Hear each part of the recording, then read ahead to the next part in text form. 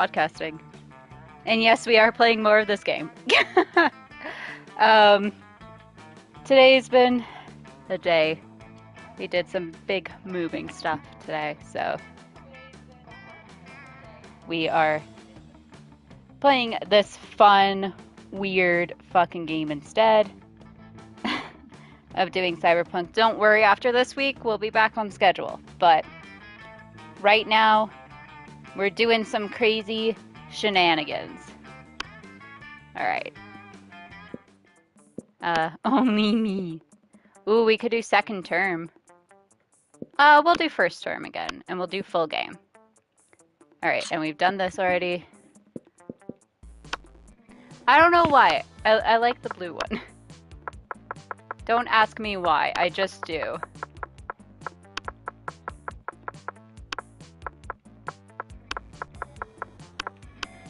Oh, not D.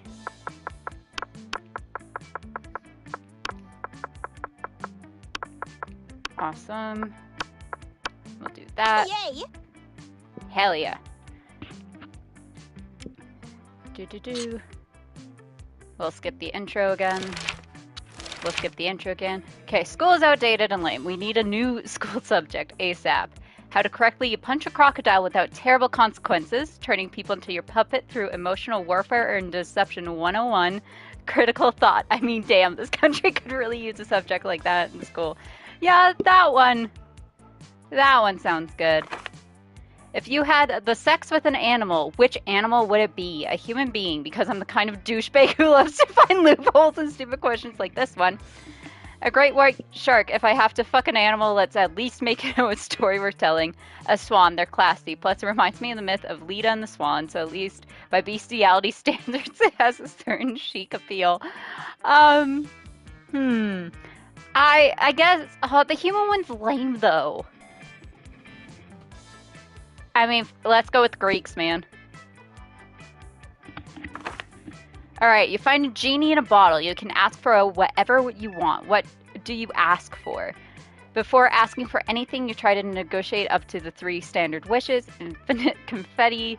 Don't ask for anything. I drink the genie from the bottle. I can grant my own wishes. A rainbow that you can eat.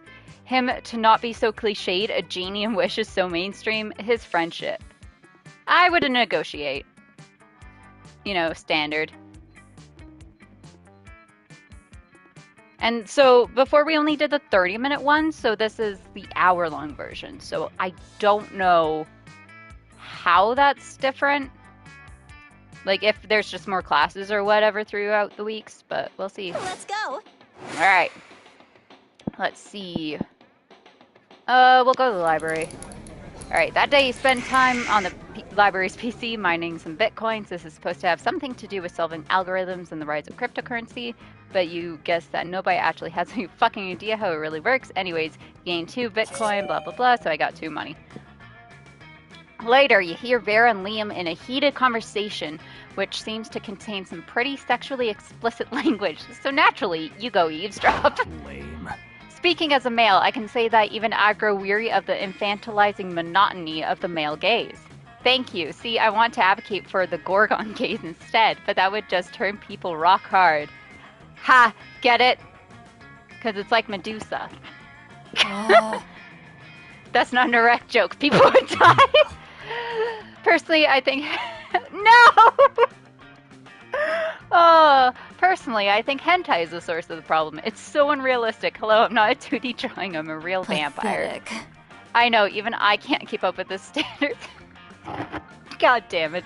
Hentai is setting. What, I'm supposed to just grow a dick during sex? Mainstream. And all the women are drawn exactly the same. There's even less body type diversity than at this school. Plus, I don't think anyone in real life has ever willingly addressed a tentacle senpai. And what's with all the tentacles anyway? Because half the studio heads are Krakens, Liam. And no tea, no shade to the women who do enjoy tentacle porn. I know at least 3 of my snakes do, but I won't out them. But I do think there should be a more diverse offering for those of us who'd like something less cephalosexual. That's a fucking word. Agreed. Should be more artistic. Don't send a misogynistic kraken to do a femme gorgon's job. You should Oh, yeah! Aha, why didn't I think of that before? Oh, I'm always not trying bad. to monetize my hobbies, and I am partial to my superior aesthetic, and I like sex. The hentai industry needs more strong female perspectives, shattering the freaky glass ceiling.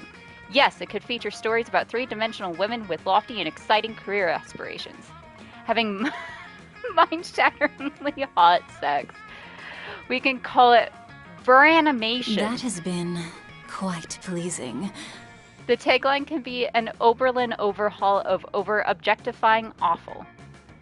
The two hurry off to continue the development of their hentai studio, thus improving pornography forever. Hooray!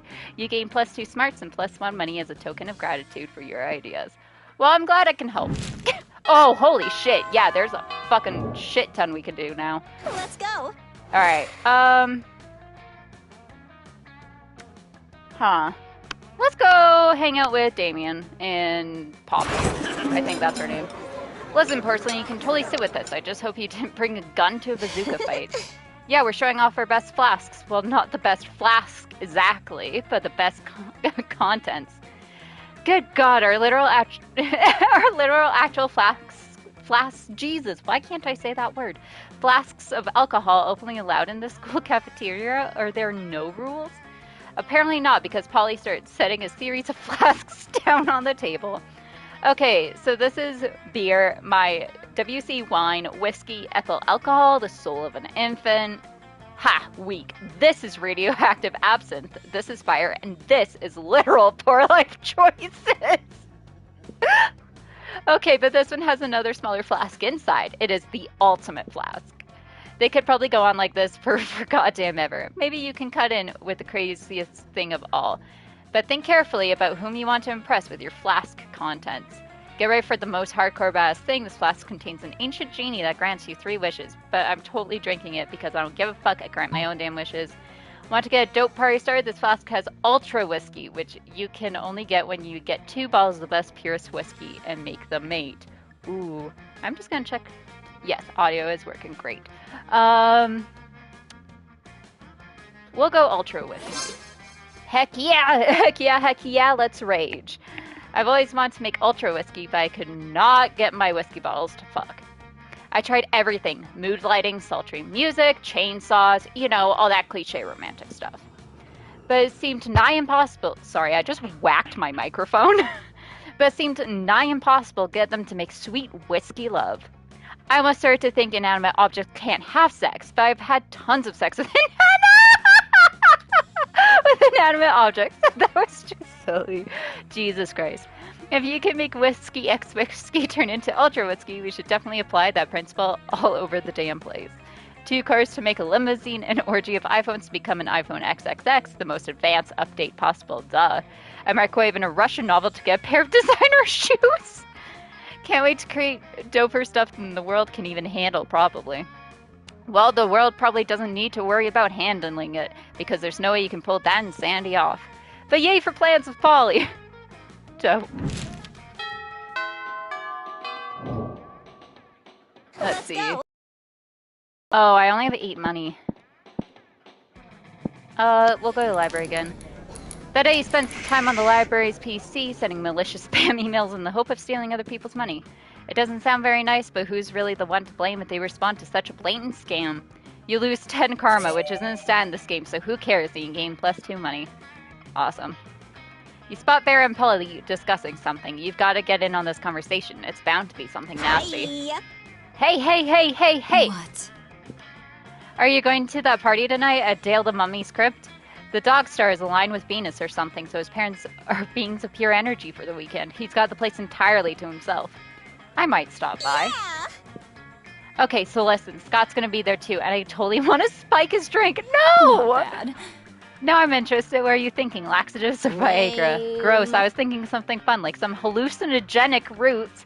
No! Mediocre. Roots won't even dissolve in his drink, you idiot.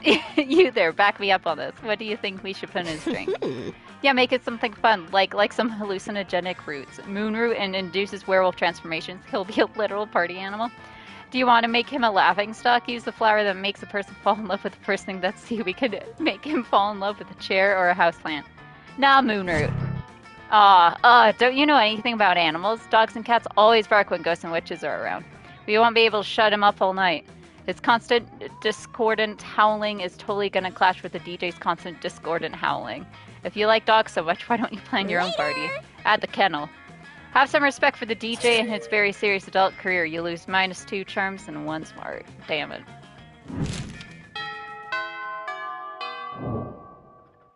Damn. Let's go. Alright, we'll go... I guess we'll go to the gym. Alright, dodgeball. Again, game +2 charm. Oh, my stats fucking suck. In the wake of all that, you overhear Miranda and Polly discussing a party. Oh, Polly, I'm terribly excited for your upcoming party. Oh yeah, it's gonna be sick. Hey, speaking of which, you got money, right? How about picking up some party favors? Oh, I'd be delighted. How many balloons should I purchase? I don't care, just make sure you get enough nitrous oxide to fill them all. What's nitrous oxide? Is that something land dwellers breathe? Well, it's pretty much all I breathe, if that's what you're asking. I don't know about that. How about cake? What kind of cake would you like? Lame. Cake? I think you're mispronouncing nose candy. No, I'm pretty sure it's pronounced cake. I like mine with pink frosting. And I like mine injected to my eyeballs. And speaking of eyeballs, I don't think we're really seeing eye to eye right now. Too true. Perhaps our friend Porcelain can suggest a mutually agreeable use for my vast riches. You should get Polly a pinata. You don't want anyone to get hurt, though, so the only really safe thing to fill with is nice soft bags of nose candy. Miranda, you like clouds, right? I know this website that lets you hire clowns, firefighters, doctors, and tuxedo guys. It's called definitely-not-strippers.com, and it's 100% legit. Oh, we'll do that one. Ah, not so fun. Those men are really marvelous. Their muscles so shiny. You think I'll... Whoa, now, hold up. Is that one a police officer? What? No police. Not at my party. It's not a party if you can't do crimes at it. Come on, Miranda. Let's ditch this creep. I don't understand what she's talking about, but you're clearly not to be trusted, my friend. Goodbye. Damn. Can you send me that link to that website, though? Sure, Polly. Not Polly, Miranda. You try to send her a link to the website, but the school firewall prevents you by actually setting you on fire. You lose -2 boldness and -1 fun. Great! We're really not doing well. Let's go. Alright, we'll go to this table. You arrive at Polly and Vera's table to find them eating. Wait, both of them? Oh, yum yum, I sure do love food and eating. Look at this food go in me. Yes, this cafeteria Sloppy Joe truly has a suitable flavor profile. Finally, you notice the cause of this absurdity. A well-dressed businessman sitting at the next table watching both women intently. Oh yeah, I know you like this, baby. My eating is realistic and erotic. Be cool, Polly. The man wants to pay us for eating in front of him, not screaming about eating. Is this not what eating is? I forget. While Vera tries to explain eating to Polly, the businessman shyly approaches you and gives a small bow. Much obliged, friend, he says in a soft voice. Are these two fine ladies your friends? I must confess that I have searched far and wide for a suitable candidate to fulfill my rather unusual fetish, paying a student at a high school for monsters to eat food while I watch politely from a distance. I mean, it's not harming anyone. But I find myself unable to choose which of these two beauties to hire. The snake-headed one possesses a certain grace. Yeah, pay me, motherfucker. Pay me to do a thing I was going to do anyway. But the translucent one has such passion. I don't even want the money. This is just fucking weird and I love it. In your opinion, the businessman finishes, which would be the wiser choice on my part? The Gorgon, obviously, look at how many mouths she's got on her head. The ghost, for sure. I've never seen someone eat so convincingly. Probably the Gorgon. The businessman strokes his chin and nods. You have a point, he says. The ghost only has the one mouth. Also, food seems to go right through her. This Gorgon, meanwhile, has countless mouths. Such value. Value is right, perv. 1,000 in cash up front. You pay for all my meals, and you give me your pants. Holy shit, he's doing it. He's doing it. He's getting naked. Vera is able to convince the businessman to pay for a fancy dinner for you and her. It's a little creepy with him watching the two of you, but you get over it. Dope. Alright. Let's go buy something. Give me your money. Good old Porcelain, what's it gonna be today?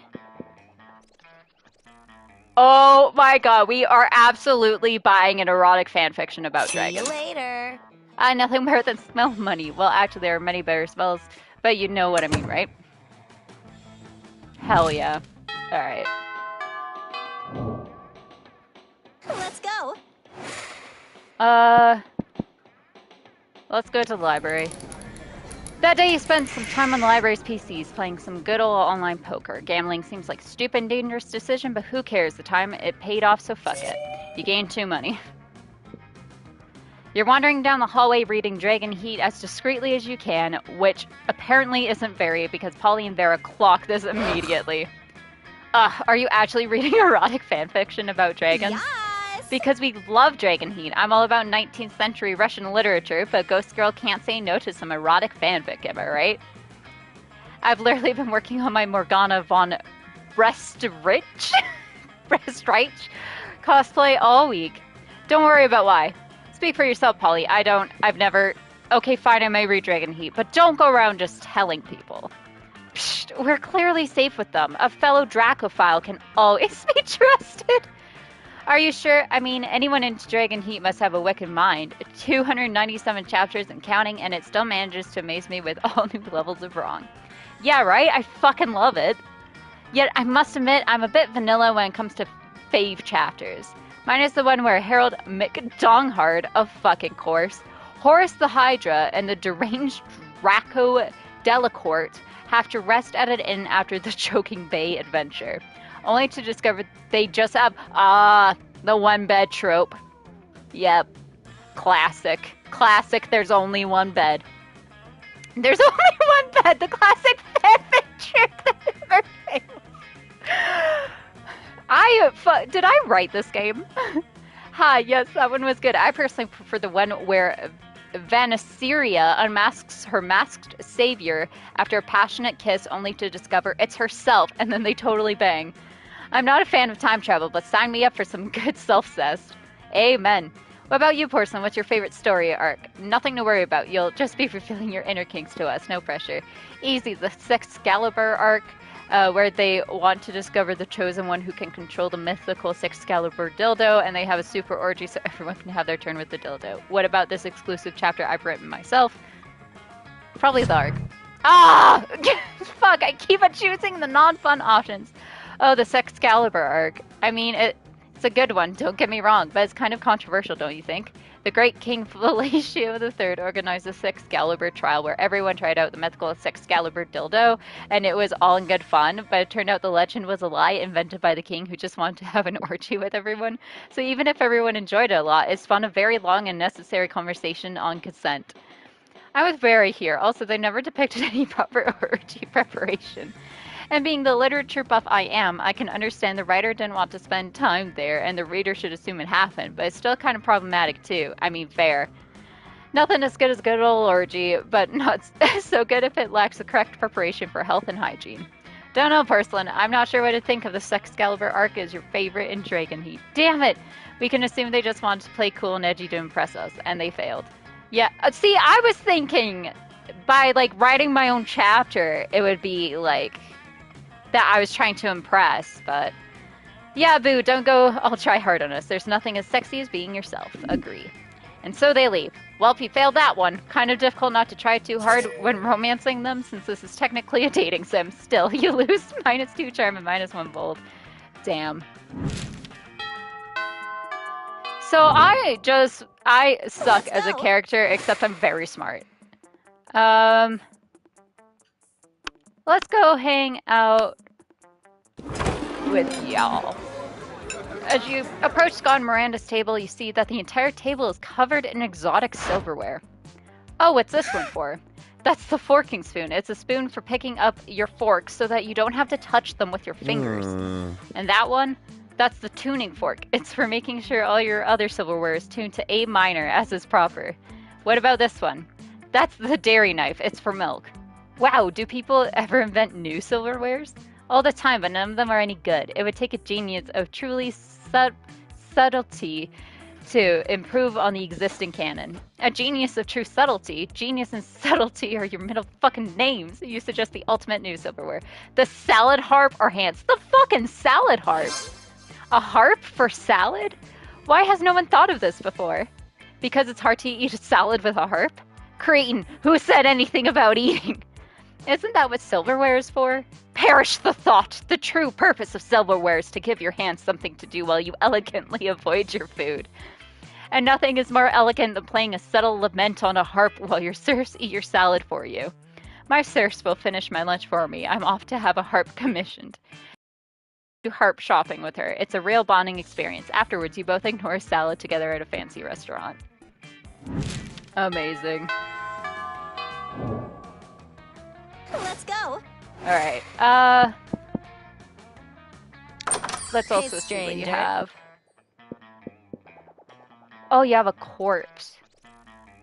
Ooh, but that eats up all my money, though. What would this be? A penguin mask. We'll do a corpse. Catch you later.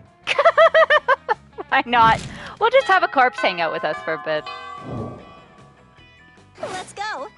Alright, we'll go to class. I gained 2 smarts. Later, you're carrying around your precious dragon heat when you're spotted by Miranda and Damien? Wow, dragon heat, I love it. Also, you may not know this about Damien to look at him, but it turns out that he too is a hopeless romantic at heart. Are we reading the same series? I'm in it for Dragon Dong Mary. Nothing so bad yet so good as a billionaire dinosaur made me gay. Damien, you are being utterly foul. Don't profane the deep emotional connection between Harold McDonghart and Godiva Galantina. Deep emotional connection? Is that why the latest chapter ends with Harold finally boning Godiva and then she wakes up to find him gone? The cliffhanger must be entirely misleading. People simply don't abuse each other's love and trust that way. Oh, Miranda, my sweet summer child. I worry about you, Miri. I really, really do. I just desperately want to know what happens next in Dragon Heat. Do you think Harold is capable of being so mean-spirited? True art imitates life. Look at Damien's Tinder messages to see what he's capable of, shall we? Harold may or may not be a scoundrel, but love is alive and well. Let me take both of you on a greatest 3-way first date ever to prove it. A date in the midst of a school day? Why, my duty, responsibilities, and breeding say no, but my heart says yes. I have a midterm in interdimensional Peace 305, so anything's better than that. Oh, huzzah! I do love being courted. Let's flee to the absolute most romantic date that has ever happened to me ever. Yay! Oh, fuck! Somehow, despite spending all your time in school daydreaming about dating instead of studying, you still know nothing about romance. You bring Miranda a bouquet of fish and Damien the head of one of his enemies, which actually turns out to be one of his friends. Whoops. The date is over before it begins. How are you supposed to know Damien had friends? You lose -2 smarts and 1 charm. Damn it. Damn, I suck at this game. Let's go. I always choose the wrong things. We'll hang out with y'all. You approach Liam and Vera's table to find them thoughtfully tasting several glasses of wine. The school has literally no rules, apparently. It must be the school from Euphoria. Oh, wine, that most exclusive of beverages. Even a vampire such as myself cannot resist its class and allure. Do you know a lot about wine, then? I'm having dinner with the King of France next week, and I could use some pointers. France doesn't have a king anymore. That's what the media wants you to think. So do you know about wine or not? Alas, in my centuries of living, I have only learned how to look good holding wine, not how to evaluate it. All I know is that I'm not drinking another glass of that one. Vera points at a bottle with Polly's toilet wine written on it in permanent marker. What I wouldn't give for an experienced sommelier to help us judge which wine is best. You know nothing about wine, but you're pretty sure most sommeliers just make stuff up anyway. You safely recommend try the sangria, pairs well with seafood and blood. The tannins of this robust Malbec are an elegant way to mask the taste of poison, perfect for diplomatic missions. We'll go diplomatic.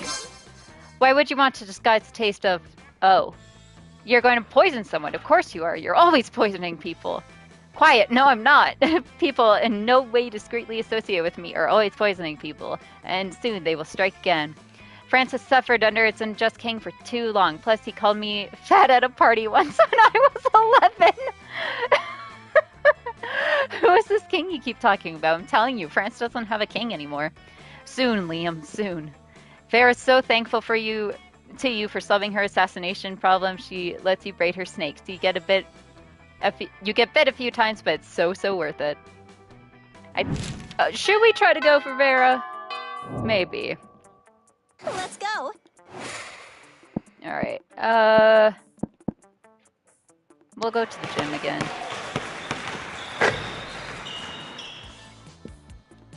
player bursts. Oh, this was a new one. The player bursts into tears and take advantage of the moment of weakness, throwing a ball at him. You lose -5 mercy, a stat that might be useful in Monster Prom sequel, but isn't now, and you gain +2 charm. While doing all that, you've been carrying your newly acquired corpse as if it was a totally normal thing to do. But some people seem to think otherwise. Oh no, it's the 4 most hateful people in school. Ugh. Why are you carrying a corpse, idiot? Psh, what a shameful display of distaste. Haha, yeah, what a noob carrying on corpses is for noobs. Oh, a corpse! I love corpses. Also, I'm super drunk. Okay, the 3 most hateful people in school and Polly. As the school social elite, we disapprove of this. I'm the head of the hierarchy and I can't condone such stupidity under our domain. I'm the taste of the hierarchy and I don't appreciate such puerile uses of a corpse and lesser known fact about corpses, they smell. I'm the fist of the hierarchy and I want to punch you because punching people is what I do. I'm Polly and I'm like super drunk, so whatever Vera says. Yikes, despite your disregard for stupid social conventions and school hierarchies, you feel the urge to please them. Maybe because that's what this game is about. When you bought this corpse, they totally told you it was a fashion accessory and that they were absolutely not just trying to dispose of a body, and now you're starting to feel they might have fooled you. No time to lose. How can you convince them the corpse is actually a very hot fashion accessory? Trivia fact about fashion accessories, most of them are worn on your head. Quick, put the corpse on your head. Shallow social creatures respond only to status. Rip the brand logo off the most high-end accessory you own and put it on the corpse. You quickly rip the logo off another piece of clothing you had with you and put it on the corpse. Wait, look, the corpse is actually a McDonald's? Fuck. Damn, you're so poor. Your best piece of clothing is actually a McDonald's bag you sometimes use as a hat. So you were going to eat this corpse. Disgusting. Fast food companies, am I right? They're always finding new lows. Give me that. Damien takes your corpse and bites its arm. He chews for a while. You're completely right. It is disgusting. No seasoning and super dry. I bet it's not even gluten-free. So immoral. I always suspected Porcelain was into fast food and necrophagia. You have poor eating habits written all over your face. Still drunk! And so they leave alone with your corpse. This is the worst day ever. Also, Damien is right. The corpse is kind of under-seasoned and dry. You lose -2 fun and -1 charm. Damn! I suck! Let's go. Every one that I think is the correct one, it just isn't. We'll go to the bathrooms. That day, skip class and just hang out in the bathroom because you respect no authority. Ba-ba-ba. Give 0 shits and gain 2 bonus. Sigh, woe is me, sigh. Could Miranda possibly be doing this because she wants attention? Only one way to find out. Oh, hello, I didn't see you there as I was standing here suffering gallantly in silence. She did, and she wasn't, but okay. I had the most tragic injustice befall me earlier this morning. I was rejected from our school's water polo team.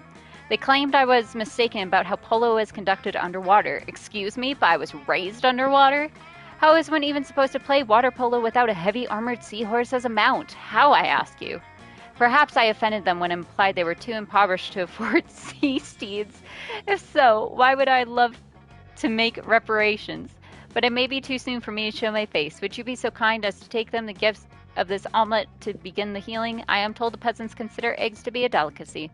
Obviously, and what would make the gesture even better is the personal touch of toppings. Caviar, eel, chocolate-covered sand crabs. I'll never forget this present from a mer princess. An elegant stenciled card with your sincerest apologies. A list of all their fears and a bundle of compromising photographs. Toppings! Why, yes, of course, chocolate-covered sand crabs, the food of my people. Nothing says fit for a mermaid princess like a breakfast of seafood. As we say in my kingdom, wake up and smell the slowly rotting whale carcass and then come have a bite before we head off to the day's executions. I'm sure you have a similar saying here. Thank you so much for your service, my hero, and Godspeed to you and your seafood-filled omelet. And make sure to take lots of pictures of me eating the eggs so we can all remember how generous I was.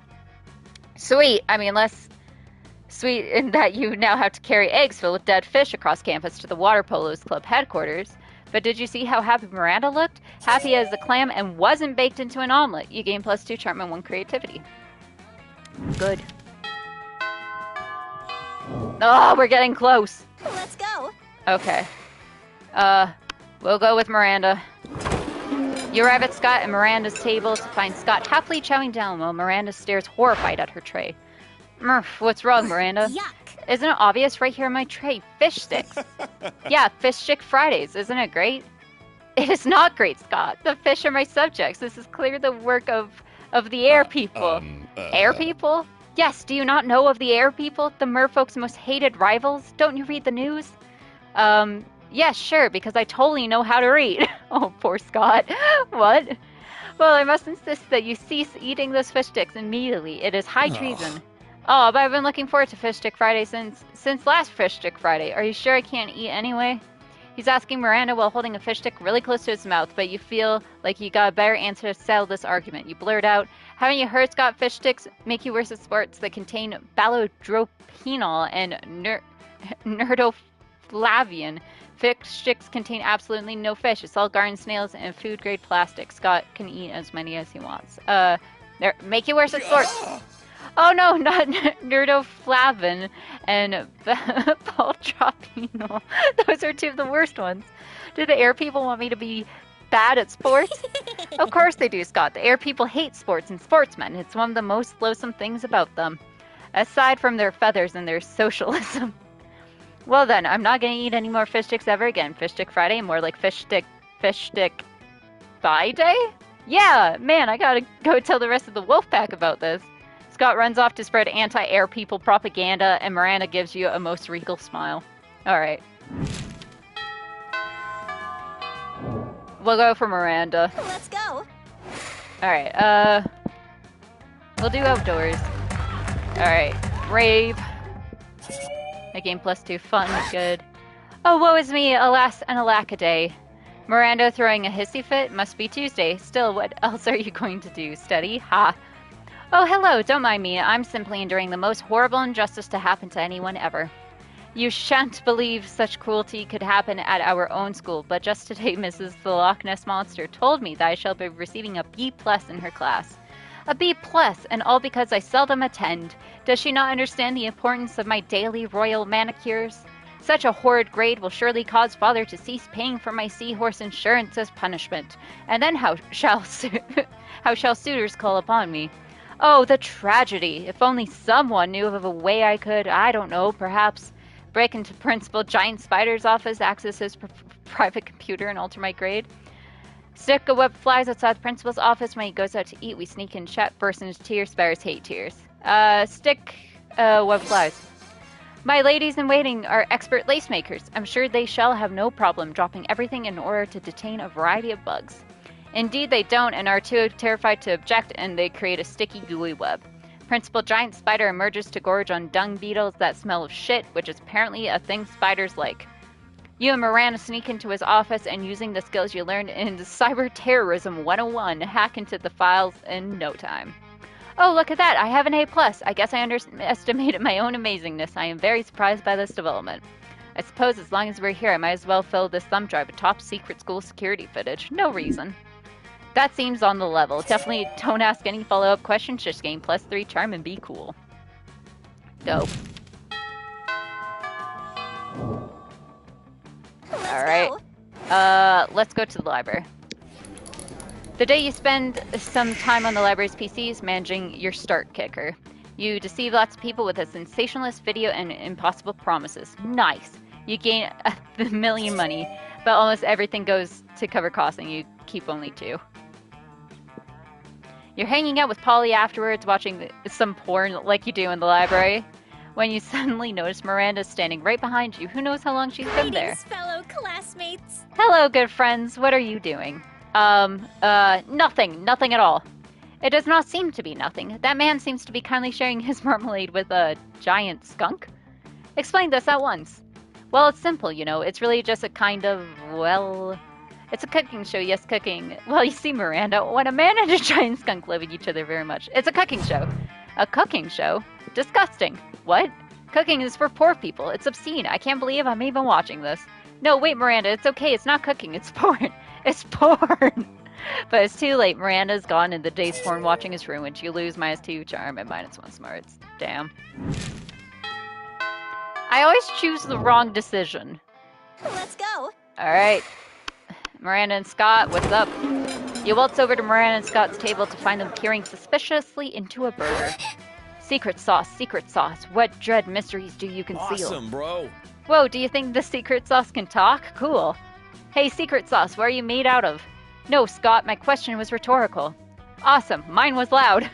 Oh, it's no use. We will never discern the active ingredient of this delicious secret sauce. Unless you have an idea, Porcelain? The blood of your father's enemies, Miranda. That's why it's so delicious. You're overthinking this, Scott. It's a sauce made of secrets. Blood of air people? I didn't know the high school cafeteria cared about my family's ancient rivalry. And everyone knows the air people bleed candy syrup and barbecue sauce. I should have known. You know, I normally don't eat food myself. I have serfs for that, but I may have to make an exception. Ah, more blood, but I eat blood all the time, like pretty much every full moon. Scott's a little disappointed, but you don't care. You're busy sharing a saucy burger with Miranda. Aw. Alright, last time we can make an impression. Let's go. Okay. We'll go to class. That day the teacher is just tired of teaching, so she recurs to the classic technique of not giving a shit and putting on some kind of hysterical TV show for you to watch. What you don't expect is that it's super effective. God bless the golden era of television. The TV show is compelling thanks to the ridiculous amount of nudity and bloodshed, but at the same time you actually learn a lot about history. You gain +2 smarts. Nice. You're doing the thing that gives you most life, reading Dragon Heat when you're approached by Scott and Liam. Aha, fellow connoisseur. Why the fuck is everyone into this? Of the Dracophilic arts. Here, Scott and I are also experts on the topic, an unexpected duo. Yeah, Liam and I are fandom buddies. We love to discuss the things we love in our favorite stuffs, wikis, and forums. We're the best fandom buds, even if we don't always agree, like with the Starco and Markiplier thing. Is that a Markiplier reference in my game? Okay, first, let's be clear. I engage in passionate fandom conversations only as an ironic way of celebrating low culture, which I truly despise. Second, for the 100th time after spending years in Hecapoo's dimension, Marco is now actually in his 30s, so it isn't right if he dates a 16-year-old girl. These details matter, Scott. Think how wrong it would be for me in my 400s to date people from this school if all of you were actually teenagers instead of much more conventionally in your 20s. Anyway, enough meta discussion. Scott and I are in a situation. Even if our opinions differ, we agree our opinions are superior in comparison with the rest of the strangers on the Dragon Heat wiki. Yes to that, Liam here is like super smart and I'm a good boy, so my ideas should be good too. But people on the wiki can be really mean sometimes. We need to gain their respect so we can convince them to be good boys too. Scott is right, we need to somehow earn the role of moderator so we can show all those lesser beings who's boss when it comes to the Dragon Heat fandom. But how? I'm sure you'll give us an absurd yet effective idea for a solution, as can be expected from good old Porcelain. Let's ask them nicely if they can stop behaving like internet trolls and instead start respecting your opinions. Let's write powerful fanfic set on the Dragon Heat wiki where you're depicted as the coolest users who should be respected. Ah yes, let's fight wielding art as our weapon. Yeah, weapons are fun. Liam opens a new document on his laptop. So let's see, we should create a very nuanced piece of fiction. What about if the three of us and the 34,927 users of the Dragon Heat wiki community were co-workers at a bookshop? Delightfully disruptive, Scott. Keep going. Okay, so we're all mean to each other like in real life, except the town's mayor is visiting the bookshop next month, and it turns out that we're breaking the law, because in this universe, people can't work in bookshops if they're single, and we're all single. Not good. Oh, the weight of the conflict. I can even feel it in my fingertips. Amazing. Don't stop. That we all fake that we're married together, the 34,930 of us. Smartly unexpected, an astute facade. The tension is overwhelming. Faking a marriage, we all learn more about each other. The mayor comes and he's happy and everyone is happy, until a really bad blizzard comes to town, trapping everyone in the bookshop. Uh-oh. Monster kind versus nature, the oldest of rivalries. So Liam, who's like super smart, says, "Hi, I'm Liam, the vampire. We should all snuggle together to get warm. Desperate situations calls for desperate measures. Yes. Then the blizzard goes away and everyone is happy and has learned to respect each other, thanks to snuggling together, and they all say, 'We're saved. Hooray to Liam for being smart. Hooray to Scott for being such a good boy. And hooray to Porcelain for proposing the creation of this nice fanfic.' Very meta final touch, Scott. Okay, a masterpiece has been born. Let's post it to the wiki so it is deservedly immortalized."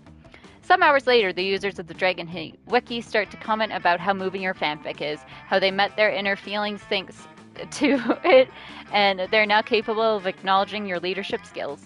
And so they make the three of you moderators. Oh, hell yeah!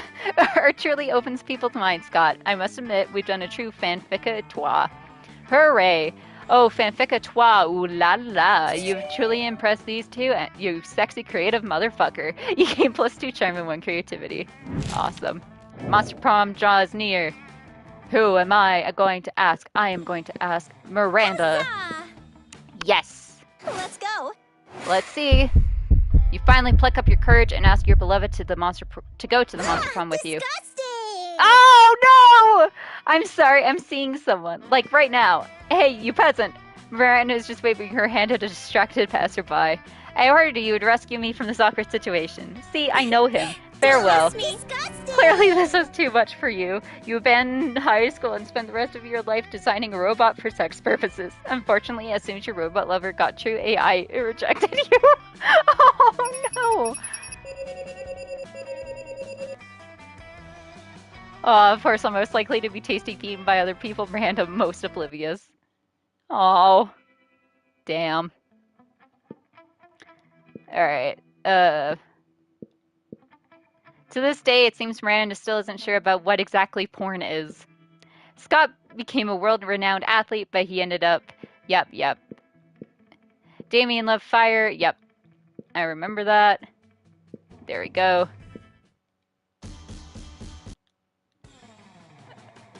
Oh, I've unlocked 5 new images. Awesome. Okay, yeah, I got that one. I remember.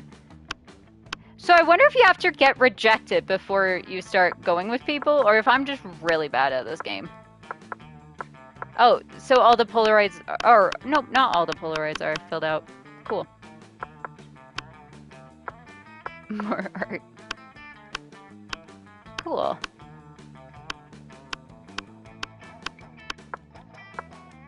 Alright, we'll go back. Let's do the... We'll do the 30-minute DLC, I think. We'll do a short game. Spooky high school, the sweetest years of our lives. Yep, blah, blah, blah. I do hate how you have to write it every single time.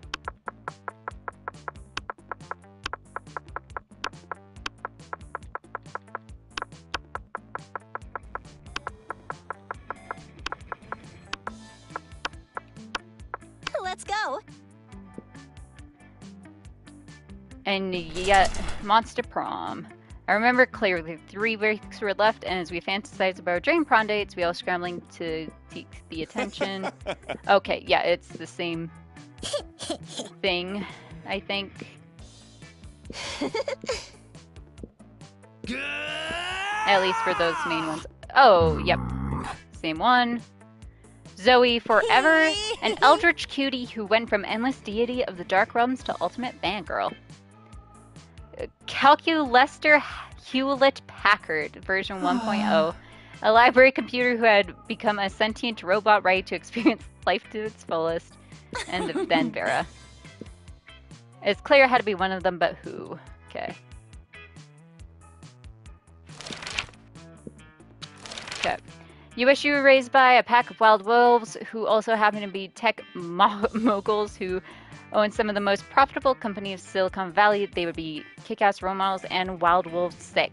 A really progressive marriage between a kick-ass venomous snake and actual fire. I love fire and I see no issue with being raised by it. Mysterious old man who saved me from the streets in order to raise me as his disciple in the ancient ways of raging wild wolves. How would you talk a cop out of arresting you?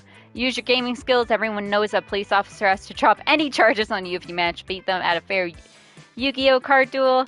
Use your acting skills. Convince the officer you're actually the police. You know what? Go for the overkill and make them pay you a fine. Use your seduction skills. Wink. They don't call it fuck the police for nothing. Gaming skills. What would be a deal breaker for a potential lover? The person hates the outdoors, the person lacks manners, the person is boring, the person is mediocre, the person thinks Asuka is the best waifu, or Asuka, the person who uses Internet Explorer. Yeah. School just isn't working out. Time to go into stripping. What's your stage name? Quiet pussy woo. Excuse you, I wouldn't be the stripper, honey. I'm the damn pimp. Duchess Henrietta Honeylips III. Oscar Wilde, Fuckfest Explosions. Nikita Nipples. That one. Absolutely.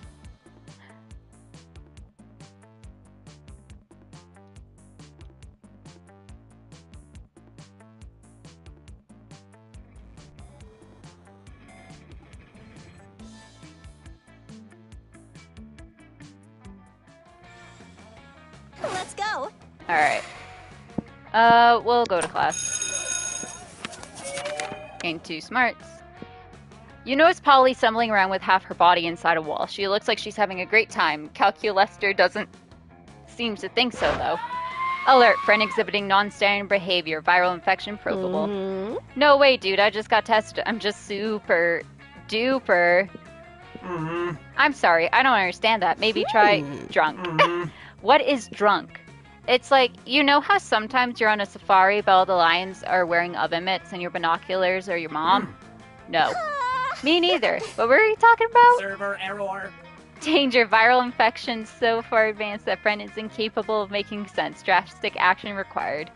Whew, boy. Looks like it's up to you to talk Calculester down or sober Polly up. Calculester just needs to understand what being drunk feels like, then he'll get it. Ask him to divide by 0. Calculester's right. Polly is in danger. You better hurry up and take her to the best antivirus meeting, you know, an AA meeting. Yeah. Sure, I'll try anything once. No, wait, those meetings are for... But it's too late. You're already cut to several hours later. You and Polly arrive at the AA meeting, but... Why is everyone here robots? Also, why can't I taste my own tongue? You thought you were just being clever with your acronyms, but this AA meeting actually is a support group for robots with serious viruses. The electromagnetic disturbance generated by Polly's ghost, charisma. That is charisma. Wow, I'm an idiot. Triggers all their worst symptoms. Hot life nudes, screams one poor robot. Send Bitcoin to wallet ID 42069, drones another. Destroy our organics, trips the third. Haha, good thing I'm a Ray ghost, otherwise I'd be super worried about the last one, right pal? You don't have the luxury of responding. You're too busy getting electrocuted by the last robot. Calichester did try to warn you. You lose -2 smarts and -1 fun. Oh, damn. Let's go. We'll do Polly and Calculester again, if I can get there. You like sitting with Calculester and Polly at lunch because neither of them eat, so you got plenty of space on the table for all your minifigs. Suddenly, Polly grabs Calculester's arm and points excitedly at the vending machine in the corner. Calculester, dude, don't look right now, but that vending machine is totally checking you out. Impossible. Vendronica and I have a purely platonic relationship. No way, dude. Take a look at her insides. No drinks. Dude, she's thirsty. For drinks? For you, for your shiny metal ass. Current status, highly uncomfortable with this topic of conversation. This sounds just like the kind of thing that's none of your business. Time to interfere. Wow, Polly, so just because the vending machine is a machine, you assume she has feelings for another machine? That's pretty racist. But Calculester, have you actually told Veronica, or Vendronica, that you only want to be friends? Or is it time for a DTL? Pretty racist. I did not know that you were a mechanist friend, Polly. That is so disappointing. Did you know that Vendronica's last partner was a slippery elm tree? Before that, she dated a bottle of cream soda. These stereotypes are harmful to all robot kind, Polly, and you are not being very robot kind. What? No, but some of my best friends are robots. One of my best friends is a robot. One of my friends is a robot. Please. Calculester allows Polly to remain friends with him for now, but only because he likes friendship, on the condition that she checks her worldviews a bit. He seems to like you more based on your robo sensibility. Cool. That's actually the only time I've heard that one likes me slightly bit more. Alright, let's go see if we can buy anything. Alright, we'll do a good one. Later, Gator. We'll make good choices.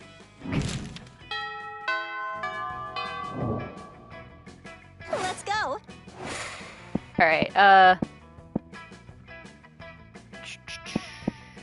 let's go outdoors. You're wandering down the hallway reading Dragon Heat as discreetly as you can. Okay. Yes. Okay, so we've already read all this 4. So we know which one to choose.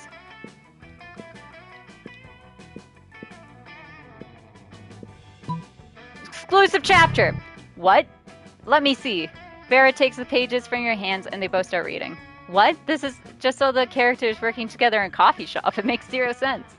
And then you go and throw in some centaurification for no reason. Oh, wonderful. Now they're a K-pop band and they just met One Direction. I think I've had enough. So neither choice is good. Boo, this poor fanfic 101. You can't choose whatever stupid thing you like and make it happen. Isn't that fanfiction's whole thing? At least you can't do that and expect to impress us. Okay, now they have a point. And they've left. It's okay to spend your free time how you see fit, but maybe you should learn how to show off and what to keep to yourself. The cost of that lesson has been 2 smarts and 1 charm. Great. Okay, so there's some where you're just going to fail. That's good to know. When you arrive on Scott and calculate Lester's table, Scott isn't there. He comes back when you sit down, clearly delighted. Oh man, everybody's butt smells great today. It's like a bouquet of butts, a butt play. And look at this, Porcelain's here too. Hey Porcelain, I bet you also have a butt for me to sniff. Scott, I advise you to terminate your current course of action. What? Translating previous utterance into Scott readable format. One moment, please. Scott, smelling butts equals bad. But how can smelling butts be bad when smelling butts is good? It is not good. It is bad. See also uncouth, invasive, and totally nasty. What? But. Either Scott's malfunctioning or he's just been distracted by some fun new butts. Either way, you need to find a way to resolve this dispute. You don't understand, you use complex analytical software and understand your surroundings. Scott's complex analytical software is smelling butts. Calculus is right, Scott. You've got to be polite and respect people's privacy. Why not present them with an official form requesting a butt smelling? Touchdown! Oh, I already have one of those.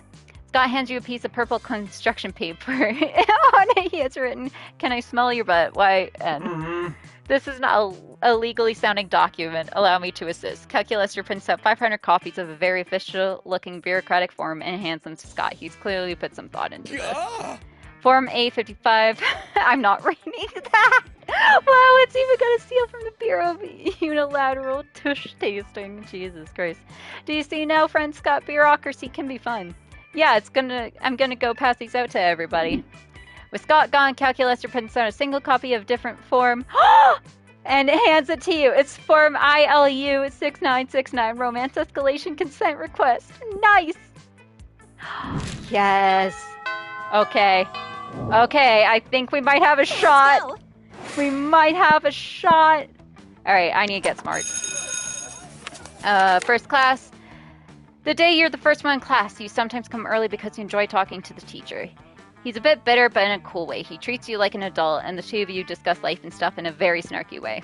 Look at you, excelling at cliched movie tropes. You gain 2 smarts and 1 valuable life insight that will help you face the difficulties of being young. Later, you're carrying around your precious... Fuck. Dragon heat when you're spot... Yeah, okay.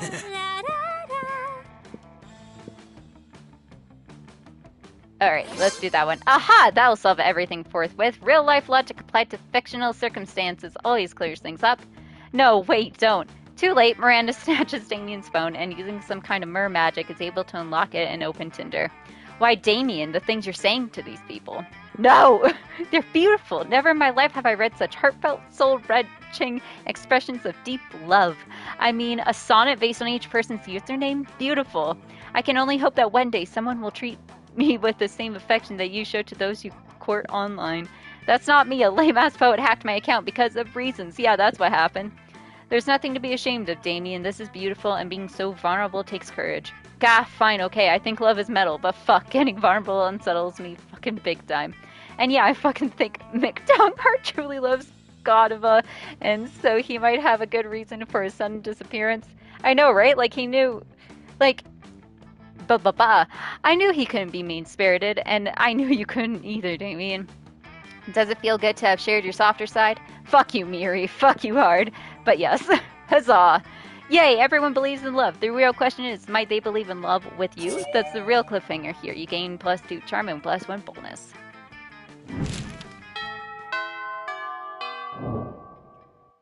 Let's go. Alright. We'll go to the library. Alright, playing poker. Gain money. Hello, fellow organic life forms. And so after careful internet research, this plant truly does look good enough to... Greetings, my love. Mary! That's right, it is I, the interdimensional prince, popping once more into this dimension to take an of legal age high schooler for my betrothed. And this time I'm here for... You start to think a polite way to explain that you're only interested in one of your 8 most charismatic classmates. Or perhaps some bonus newbies, or maybe even people not on anyone else's radar after you bought an item at the shop or something. Elegance. That plant right there. My plant? This plant? Plant Jelena Jolie. Yes, the very same. She, he, it, they, however this inanimate vegetable chooses to identify is clearly my soulmate, and marriage to Plant Jelena is the only thing that will ever save my lonely soul. Calculaster seems a little unsure. Gosh, why is the prince like this? Always crashing high schools to marry people, and I guess plant life now. You need to stop him. Wait, do you need to stop him? Shouldn't you just let him marry the plan and stop pursuing your love interest? No, wait, maybe Calculaster would be sad if this plant got married. What he got? I don't know. It'll probably just be based on your stats anyway. Oh, fuck. He can't marry that plant. It's already married to the sea. Yeah, no, wait, no. Yeah, just let him marry the fucking plant. It's probably married to the sea. Oh, that's not bold. Oh, thank the 9.5 gods. You see, in my dimension, you can only marry vegetation if it is already married to a body of water. So, fuck, Plant Jelena Jolie's marriage to the sea works greatly in my favor. I was willing to break interdimensional law for this union, but this makes things so much easier. Officiant, a half-plant, half-man emerges from the interdimensional portal with the ungainly movements achievable only by a half-plant, half-man emerging from an interdimensional portal. He speaks in a strange language halfway between human speech and the sound of wind rustling through leaves. It's hard to tell when the ceremony is over until... And that's that. In my dimension, you don't even have to ask the plant's father and or robot holding it for permission to wed. Goodbye, I'm off to consummate this union. Yuck, you shudder to think exactly what such a consummation might entail, but luckily the prince is gone and you can move on. I didn't even get to say goodbye to Plant Jelena Jolie, and now she's gone, forever, into a different dimension. Is this what people call lame? Aw, emotions found, sadness, loss, remorse, betrayal. Oh right, it's great that the prince didn't marry Calculaster, but like, that hurt in Calculaster's digital eyes. It looks like Calculaster isn't gonna marry you either, or take you to prom. Fuck, -2 charm and -1 fun it is, I guess. Damn. Ah, damn! I don't think... Let's go. Alright, we'll try again, but I don't... You approach Scott and Calculaster sitting at a table conveniently located near a power outlet. Calculaster is charging. Scott is confused. I'm not even gonna ask for either of them. What do you mean you don't eat, bro? If you don't eat, how are you ever gonna get swole? Premise invalid. I am a robot. Robots do not get swole. Swelling in robots is always an extremely bad sign. No eating, no getting swole. How do you live, bro? Technically, I do not live. It is one of my greatest sources of sadness. Aw, don't be sad, buddy. I know what will cheer you up. Some pizza. Pizza always cheers me up. Invalid suggestion. Pizza is a food, which I do not eat. I am not designed to consume organic material, only electricity.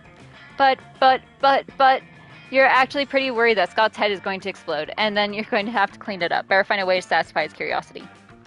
Scott, electricity is the coolest and most energetic thing to eat. Have you ever tried to eat a lightning? Calculator, when you say I'm not designed to consume organic material, all I hear is that you're not trying hard enough. Scott! Lightning, that loud, bright thing that comes out of the sky. I hate lightning. Woof, woof, woof. Negative, Scott. The loud thing is called thunder. Oh, what's lightning then? The bright thing that comes out of the sky, but without the noise. Oh, wow, noise-free lightning, just like a fat-free protein shake. It sounds so energetic. I'll go eat some right now. Please do not. But it's too late. Scott is already running around outside with his mouth open, staring at the sky. Good thing it's not raining or anything. Now you get to enjoy some alone time with Calculaster. Okay, I'm gonna go for it. I don't think it'll work. I think I'm gonna get rejected. Let's go. But that's alright. We'll go to class again. That day you learn a ton of spells that are as cool as they are seemingly useless. A spell to renew stickers' stickiness. A spell to turn chocolate and vanilla ice cream into vanilla and chocolate ice cream. A spell to gain +2 smarts. You actually use that last spell and you gain +2 smarts. You're doing the thing that gives you most life. Reading Drake. Fuck, okay. We've already done this one, so we know. We'll just, like, skip through it.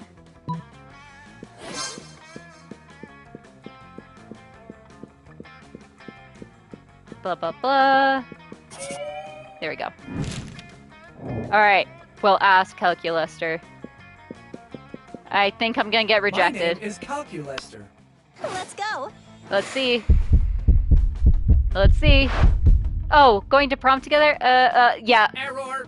Error! No! I mean, low battery, critical levels, can't respond to awkward questions, shutting down. Beep boop. Starting rejection protocol. You were so ashamed by your fail. Yeah, okay.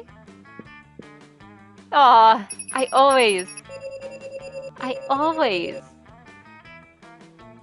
Damn.